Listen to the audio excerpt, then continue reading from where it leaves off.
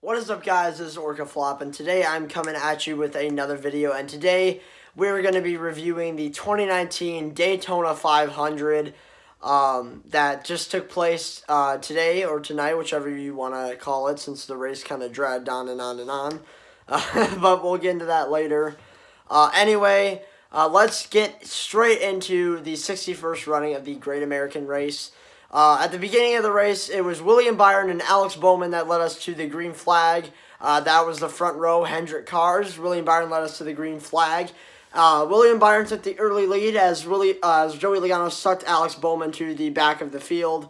And Alex Bowman dropped back many positions. And over the course, it was the exact opposite of what we saw the majority of speed weeks throughout the clash in the duels. The cars were battling side by side, drafting off of each other, and racing competitively, the exact opposite of what we saw in the clash and the duels. So that was very cool to see. And eventually it was Ricky Stenhouse Jr. and Matt DiBenedetto that got up front and were making runs to the lead. So, and then it was just getting really good. There was constant battles side by side with Logano and Blaney, Stenhouse and DiBenedetto for the lead. Hamlin and Kyle Busch at one point. Truex was up there until he fell back. And then I can't remember what the first caution was exactly. Okay, no, I do know what the first caution was. But before that, we had some interesting pit strategy by Kyle Busch, the Toyotas and the Fords. The Fords all went in mainly together, and then the Chevys and the Toyotas kind of played a different strategy. But, you know, the Fords were working together the best. It seemed like out of all three manufacturers playing their own strategy than the other manufacturers. During this strategy, however, Kurt Busch was trying to pass Bubba Wallace, getting out of pit road and, you know, getting into turn one. And I don't know if it was, no, it was, they were already on track and they were still going. I don't think they pit yet. But Kurt Busch was trying to go around Bubba Wallace, or going around Ricky Stenhouse Jr. Ricky Stenhouse Jr. clipped Kurt Busch a little bit. Kurt Busch got sideways, spun out. Then Tyler Reddick bumped Bubba Wallace into Kurt Busch, and then Bubba Wallace spun out, also collecting Jamie McMurray. That was one of the major incidents. Oh, I remember what was the caution before. The strategy happened before this, but Corey LaJoie had an early tire failure in the race, and he blew off part of his face on the front of his car. So that was kind of memey to see that Corey LaJoie's tire blew and his face was kind of torn apart on the front of that Ford Mustang. But yeah, that brought out the early yellow because there was debris from Corey LaJoie. And then we went green, and then we had the Kurt Busch incident, and where it was a three-car crash with Kurt Busch, Bubba Wallace, and Jamie McMurray. Kurt Busch was never really competitive for the rest of the race after that wreck. Bubba Wallace wasn't either. McMurray we'll get on to later. He was a bit competitive. But other than that, it seemed like Tyler Reddick was the one to shove Bubba Wallace into Kurt Busch. So that was definitely a bad look on Tyler Reddick. And we'll get on to him a little bit later as this review also goes on. Kurt Busch had a great car going. He was running in the top 15. It looked like he was really strong too. So it was kind of weird and odd to see the fact that Kurt Busch got in this early wreck and got involved. Sorry, I got a bad cough going. So we went back green for a while, and constant side-by-side battling with Kyle Busch, Denny Hamlin, Joey Logano, Ryan Blaney, Ricky Stenhouse Jr., Jimmy Johnson, Alex Bowman, William Byron, you name it. Matt DiBenedetto as well. Great racing throughout the entire first stage, and I'm trying to think of anything else that happened the first stage. I think at one point during the pit cycle, Chris Buescher, oh my God, I'm sorry. I had a bit of a brain fart there. But Chris Buescher was getting out of pit road, nearly pulled a Kevin LePage, came up and nearly took out the entire field as they were passing by. That was crazy. And then stage one concluded with a good battle for the lead, but ultimately it was Kyle Busch to hold everyone off, and Kyle Busch won stage one of the Daytona 500 in the first stage of the Monster Energy NASCAR Cup Series season. So that was some good points for Kyle Busch to gain going into this season. It's always good to win the first stage of a race, and the Daytona 500 as well. That's pretty huge in general. And then after that, we go for green flag for stage two. Eric Almirola and William Byron lead us to the green for stage two. Constant side-by-side battling. God damn, stage two was so good. and it was green flag for the majority of the time. And there was constant battling between Stenhouse, DiBenedetto, Jimmy Johnson, battling everywhere, side by side, 2 wide, 3 wide. All around there was fantastic battling in Stage 1 and Stage 2. I'm not saying Stage 2 was any better. Stage 1 had great racing as well. Fantastic racing in Stage 2. You had DiBenedetto on the outside, William Byron on the inside, Joey Logano trying to make moves in the middle. It was insane how good it was. And then a wreck between Parker Kligerman and Casey Mears occurred, and that brought out the yellow. Rip Kamikaze Games, because Casey Mears ended up sadly DNFing out of the race after that incident with Parker Kligerman. 2 small teams. That was kind of sad to see, especially early exit for Casey Mears. That was not very fun to see, especially for Kamikaze. So it feels bad for you, man. But so we went back green for Stage 2, and I'm just trying to recap things in my mind right now. A debris yellow ended up coming out of after some more great racing, with Joey Logano trying to make the high side run, Ryan Blaney trying to make the high side run, Alex Bowman, Chase Elliott was now getting up there, and so was Brad Keselowski. Truex seemed to fade a little bit towards the end. He kept dropping back, and he didn't seem like Truex really had speed since the beginning of the race, so that kind of sucked. But Stage 2 kept going. There was awesome-ass racing between Matt DiBenedetto and Kyle Busch. And after that yellow, there was interesting strategy that took place with DiBenedetto and the rest of DiBenedetto, Kyle Busch, William Byron, Alex Bowman, and then the rest of the field. I'll get on to the end of Stage 2 later, but there was great racing. The Chevys and the Toyotas, again, played a different strategy than the Fords and some other teams. And Matt DiBenedetto was so fast. I believe it was like an 8-car pack caught up to a 15-car pack. And Matt DiBenedetto didn't even have the draft, and he was flying through the field. He was almost pulling away from the draft. Matt DiBenedetto was so fast. And he caught up to that lap traffic, and he was going to lap them by himself and an 8-car pack against 15 cars. Matt DiBenedetto was so fast, and he was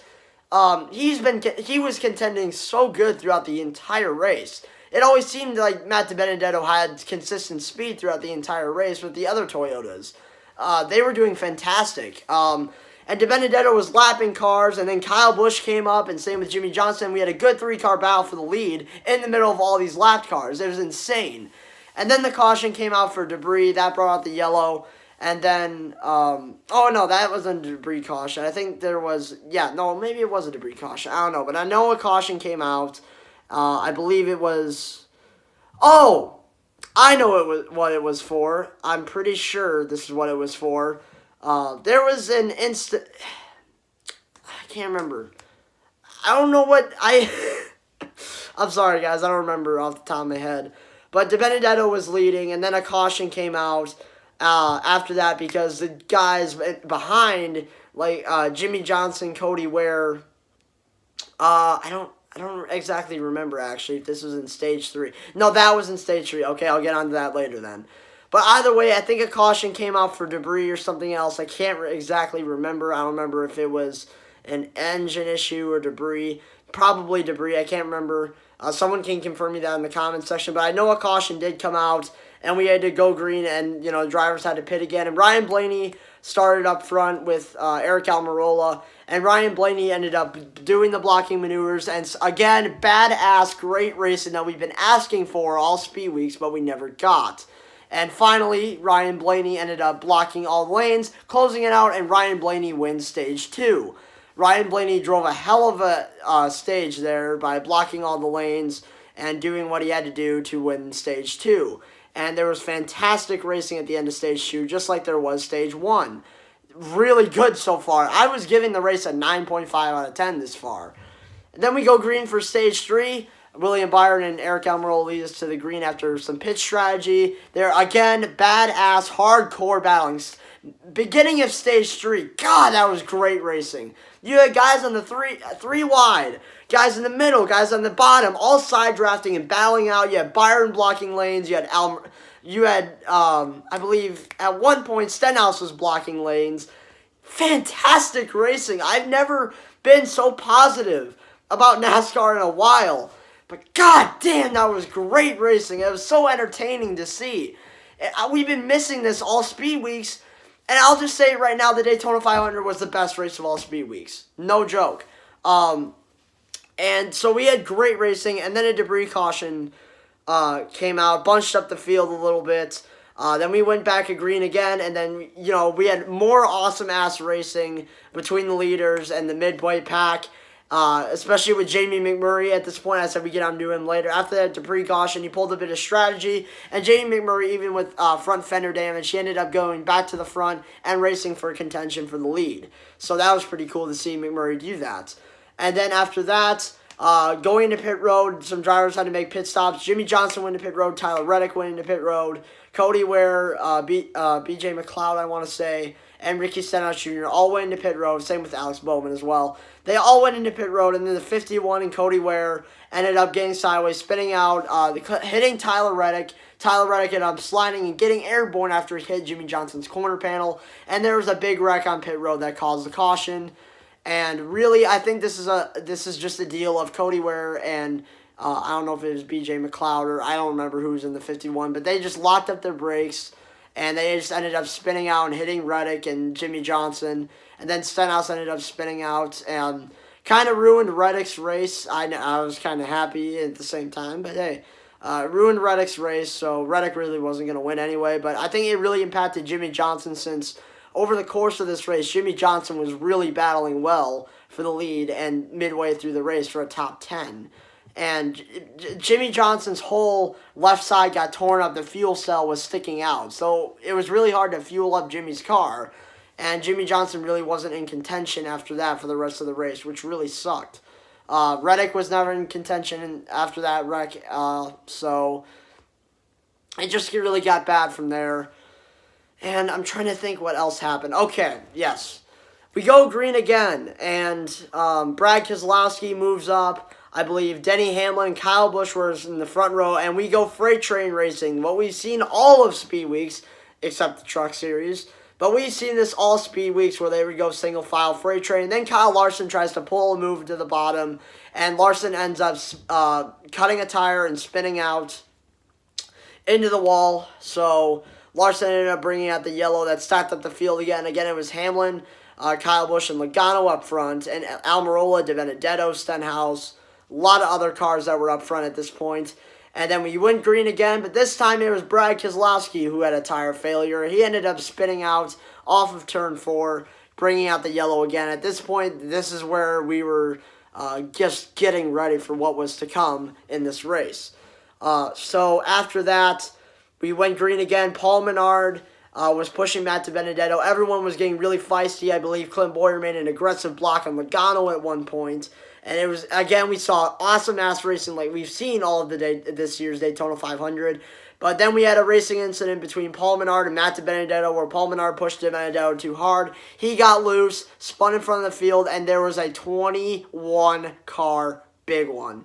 Huge crash. It was massive. A lot of cars got torn up in this one. 21 cars out of a 40-car field got torn up in this. Hemrick, Buescher, David Reagan, Eric Almirola, Matt DiBenedetto, Truex, sadly. Sadly, fucking Truex got in it. He almost got through it, but of course he got in it because when can something good happen for a little bit?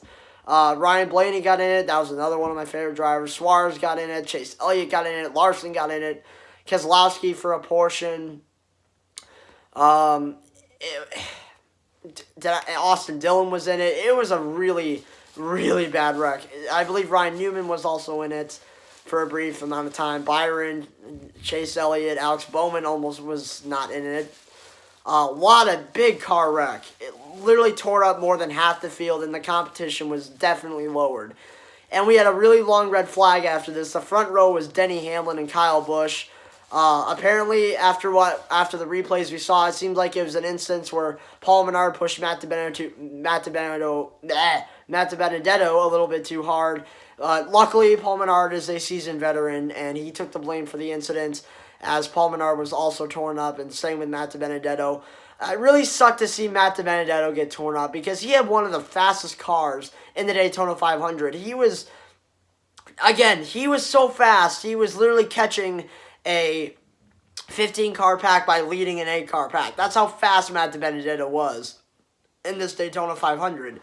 It was quite insane, to be honest with you. I got the hiccups right now. But it was really sad to see him get taken out like that. Truex got in it. Fuck me. Blaney got in it. Fuck me. Suarez got in it. Fuck me. Nothing went good out of that wreck for me, but luckily Paul Menard apologized for the incident, and it just wiped out more than half the competition. So finally, we went green after a long red flag. Denny Hamlin and Kyle Busch were battling side by side, but then Kyle Larson comes down on Ricky Stenhouse Jr. Kevin Harvick spins up into the outside wall, hits the wall, and another big one, technically. Stenhouse was in this one. Larson was in this one. Ryan Preece spun out for a little bit. I believe Harvick was in it. Keselowski spun out at the very end there, and it was another wreck that took out Stenhouse and Larson and Harvick. So 3 more cars were taken out of this wreck. We didn't have a red flag after this one since there wasn't too much oil on the track. But again, it seemed like at this point the race was turning into a shit show, and I kind of debunked the value of the race because it wasn't entertaining to watch, just seeing cars constantly crashing. And we go back green. At this point, it was Denny Hamlin out front, Kyle Busch, Logano, McDowell, Clint Bowyer, Brian Preece, William Byron, and Chase Elliott. That was mainly up front. And then we go green again down the backstretch. Clint Bowyer comes up onto Michael McDowell, smashes the outside wall, collects Chase Elliott, William Byron, Landon Castle, and others. And this wreck tore up the rest of the cars, basically. Clint Bowyer was out, Chase Elliott was out, William Byron was out, basically. Landon Castle was out. He hit William Byron really hard, destroyed the front of the engine. Brad Keselowski and Brennan Gaughan got in it. Those two got destroyed. Ryan Newman was officially out of the race at this point. Another big wreck that we had to wait for, probably the longest red flag of the race. If you ask me, that was probably the longest red flag of the race. We had to wait for a while. A lot of good cars got torn up. It seemed like Clint Bowyer was going to be a really good big contender at the end of there since we restarted with 2 to go. At this point, again, it was Hamlin, Busch, Logano, McDowell, and Ryan Preece. It was such a small field. It seems like the rest of the cars in the back didn't have a chance because of how damaged they were. Even Ross Chastain was in there at one point. So now with a slim field, we went back under yellow, and we went green again with Kyle Busch and Denny Hamlin leading the overtime. And this is where we got a really entertaining finish. Denny Hamlin pulled out in front of Kyle Busch, was blocking. Joey Logano was making moves. Sadly, Michael McDowell fell back because he wasn't getting enough of a push. Ryan Preece gave Logano huge pushes. Kyle Busch and Joey Logano nearly got up to Denny Hamlin, but Denny Hamlin threw perfect blocks. And in the end, Denny Hamlin held off Joey Logano and Kyle Busch, and Denny Hamlin won the 61st running of the Daytona 500. And now Denny Hamlin is a 2-time Daytona 500 winner. Excellent finish. It was really entertaining to watch. It was good, hard racing. Congrats. And Denny Hamlin I don't like Denny Hamlin, but it was really cool for him to see him win the 500 again, because now we have another 2-time Daytona 500 winner along with Jimmy Johnson, and I think Richard Petty as well. Not for sure. I'll have to look at Racing Reference after this, but now we got another 2-time Daytona 500 winner, because Hamlin won in 2016, and now Hamlin wins in 2019 with the brand new FedEx paint scheme, and for J.D. Gibbs, who passed away over this offseason. Really special to see Hamlin win for J.D. Gibbs. Again, I'm not a Hamlin fan, but it was really cool to see Denny Hamlin win the Daytona 500. And with the significance of J.D. Gibbs passing, it was really cool to see a Gibbs Toyota win. Denny Hamlin, I feel like a lot of people have underestimated him. And I think now this Daytona 500 win that Denny Hamlin has gotten is going to solidify Denny Hamlin as being, maybe now with this plate racing package, quite a contender. So Denny Hamlin is now locked into the playoffs after winning this Daytona 500. So Denny Hamlin will be in the playoffs this year for 2019 as he won the Daytona 500. Now he's locked in. So that's cool to see. Again, it's really cool to see him win because, he won for J.D. Gibbs basically.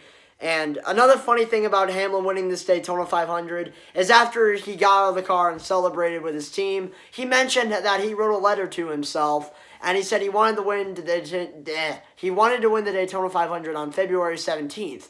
Today's February 17th, and he won the 2019 Daytona 500. He won the 61st running of the Great American Race. Really cool to see the significance of this win for Denny Hamlin. It's cool to see him win for J.D. Gibbs. So definitely big congratulations to Denny Hamlin. And he raced it clean. He raced a perfect race. He was aggressive, but he didn't wreck anyone. He was very clean. And in that end, he did the perfect blocking. And Hamlin ran a clean, good race. So Hamlin does definitely deserve this Daytona 500. So congratulations to Denny Hamlin winning this Daytona 500. Overall, I give this race a 8 out of 10. It was miles better than last year's Daytona 500. Last year's Daytona 500 had a lot of wrecks, sure, but most of that race was just wrecks. It wasn't even good racing. It was just pure wrecks every single lap. And then it ended out with Austin Dillon pulling a bullshit move. So last year it was just an absolute embarrassment. I feel like this year I was really happy and I really liked this Daytona 500. We had saw so much badass racing, and it was so cool to see this shitty package that we've had since 2018. And what we saw over Speed Weeks, guys like What If Racing were going to sleep during the whole race, and he missed a pretty good race. So it was really good in my opinion. I gave it an 8 out of 10 because I would have given it a 9.5 out of 10, but I feel like the shit show that happened in the end with the 3 big ones at the end kind of ruined the race for me. I just don't like to see cars get torn up like that. It's not good for spending costs. And it's just not good to see cars get torn up in the biggest race of the season and then have like a 25 to 30 minute red flag. That's not fun. So that kind of, slowed the race down for me. But I gave it an 8 out of 10 because I think the overall good racing that we didn't even think we were going to see today outweighed it. And Jim France said on Twitter that he wanted to see these drivers make moves and try stuff during this race. So really cool to see that. And I give the Daytona 500 an 8 out of 10. Congratulations to Denny Hamlin. Really cool to see this shitty aero package be used. And it was cool to see drivers actually make moves and be gutsy to win the Daytona 500. And that's produced some great racing. So by far of all, I will say, however, at the end of this video, Speed Weeks was an absolute turd. Terrible. Clash was terrible. Duels were terrible. Truck race was a shit show. Xfinity sucked. But the Daytona 500 was great. So, pick and choose your battles. So, congrats to Denny Hamlin on winning the Daytona 500. This was miles better than last year. And, again, I think the new aero package is pretty shitty. But, I'm not going to lie, this is probably the best race of the season so far. So, congrats to Denny Hamlin winning the Daytona 500. I give this race an 8 out of 10. That's my review, and I will see you guys in the next one. Bye-bye.